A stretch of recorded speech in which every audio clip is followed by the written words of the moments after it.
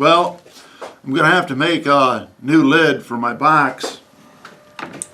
And I'll show you the reason why. If you take this lid right here and look at it, it's warped really bad.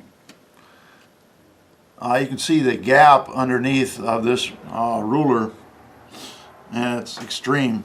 And then if you check it this way, it's also similarly warped. And then when you put it on here,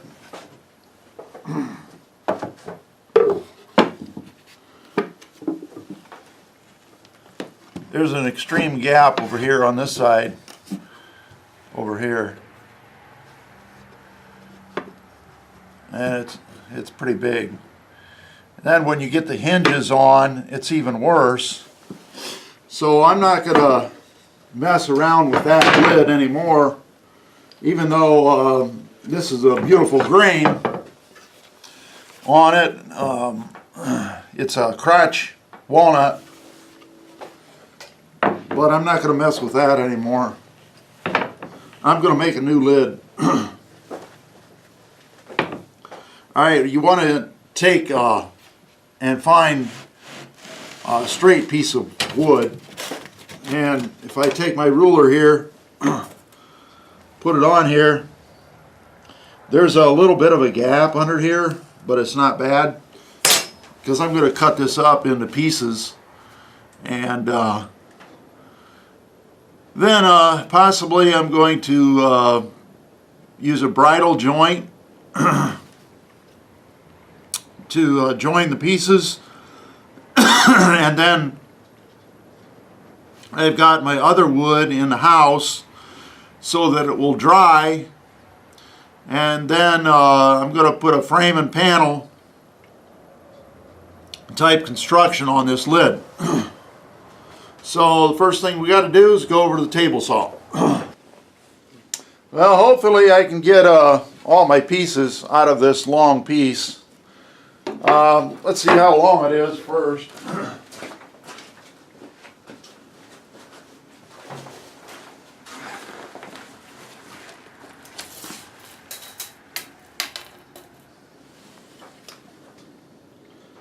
There's about 43 inches of usable wood. This end here, it's got the curly grain in it. I'm not going to use that. Try to use all straight grain wood. But as you can see, I find that the sapwood is undesirable right here. So I'm not going to use that. I've got my table saw set to around 1.5 inches. It's around 1.5 inches. My pieces are going to end up being 1.5 inches because I'm going to join them. So.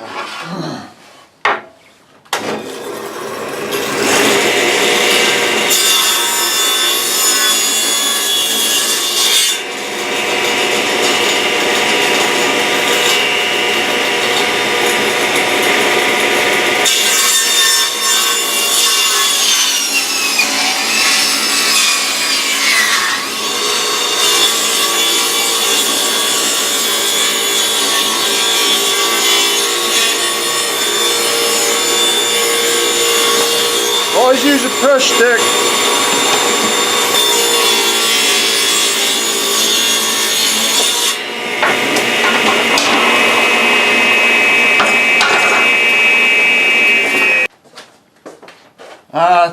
Some people use a regular dark pencil. What I use is a white pencil. This one is an antique Color Bright Eberhard Faber, and it's a white pencil. One of the easiest ways to measure your piece is to take it, put it on your project.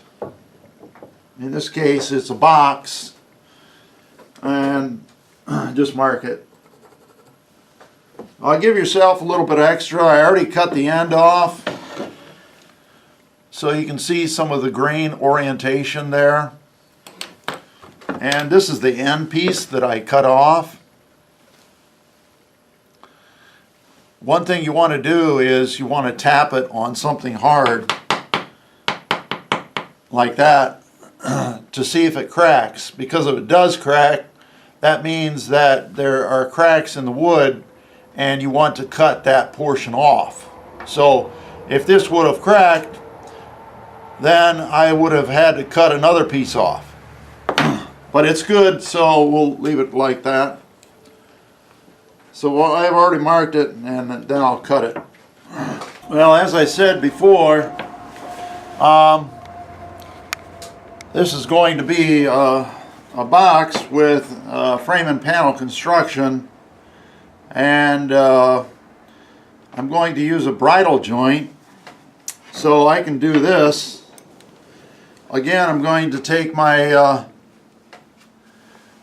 antique Color Bright pencil, Everhard Faber, and what I'm going to do is, I know that these have to be a full length of the ends, and they have to be the full length of the long portion of this box, so I can take my measurements directly.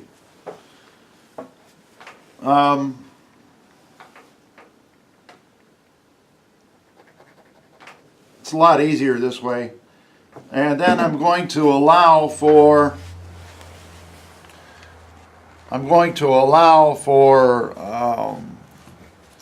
a kerf. The kerf is going to be approximately an eighth of an inch. So I'll do that.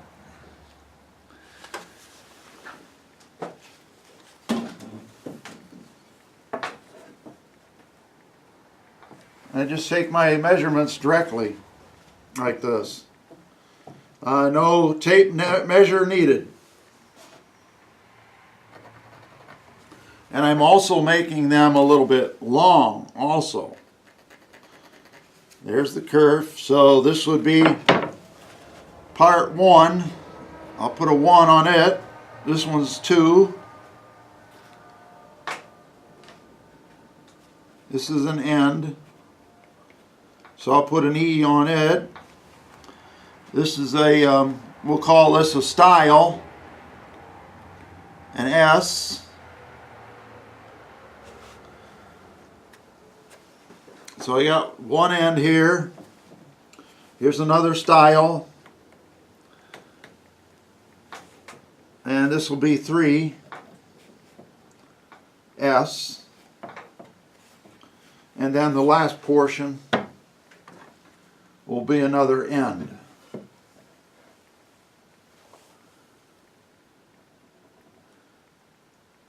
If you're doing it this way, then you have a small chance for error, and I'll check it all again. Here's my first style. It's good. Here's the end. It's good.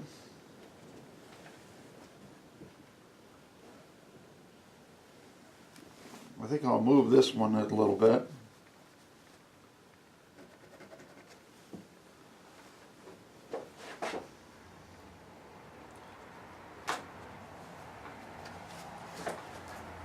Here's another style.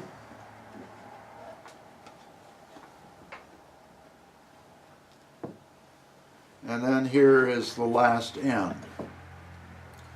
And these are all good, so I'll cut those.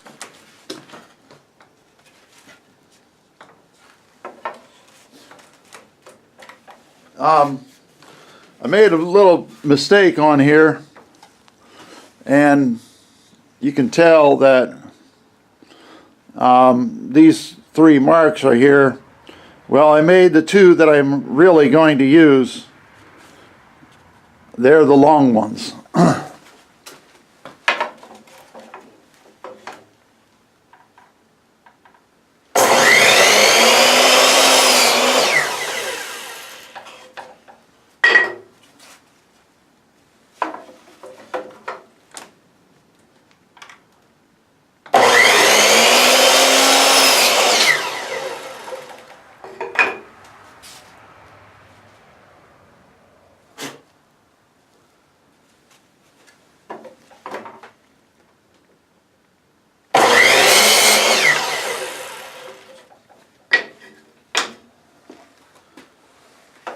Now I've got all four pieces roughed out.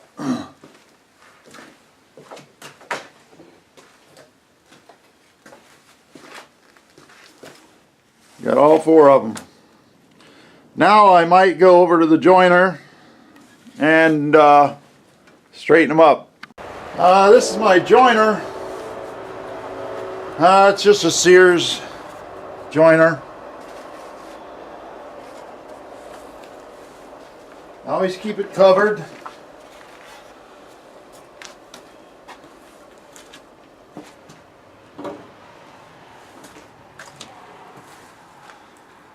And I know approximately where it's set, so I'm just going to leave it like that.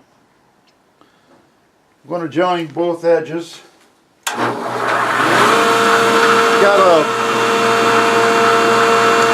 hold your piece that you're joining against the fence in this direction,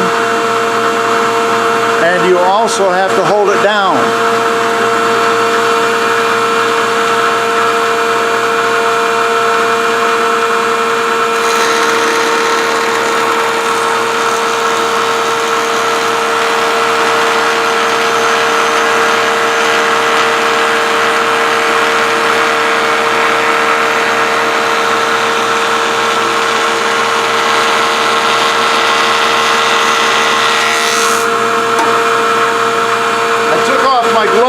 Because it's very dangerous to use just your hands, or very dangerous to use gloves.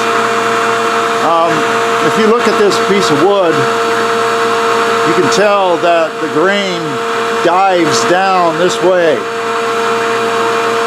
Alright? And I do not want to put it in like this. So I'm going against the grain. I want to go with the grain.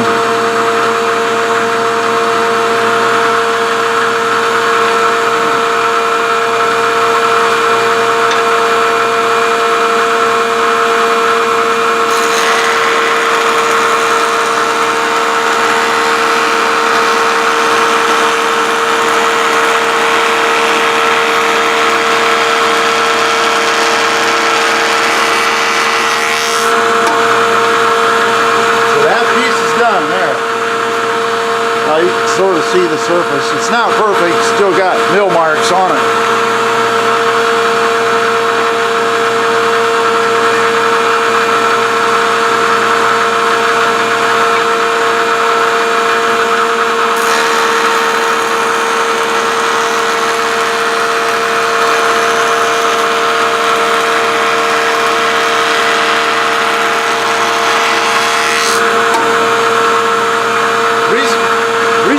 Going slow is you minimize tear out.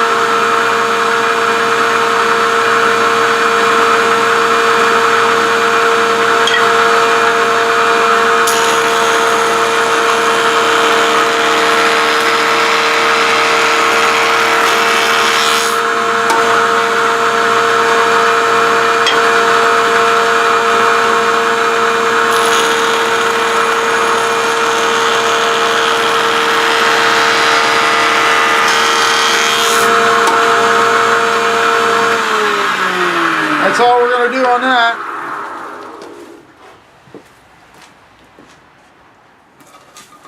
Cover it back up.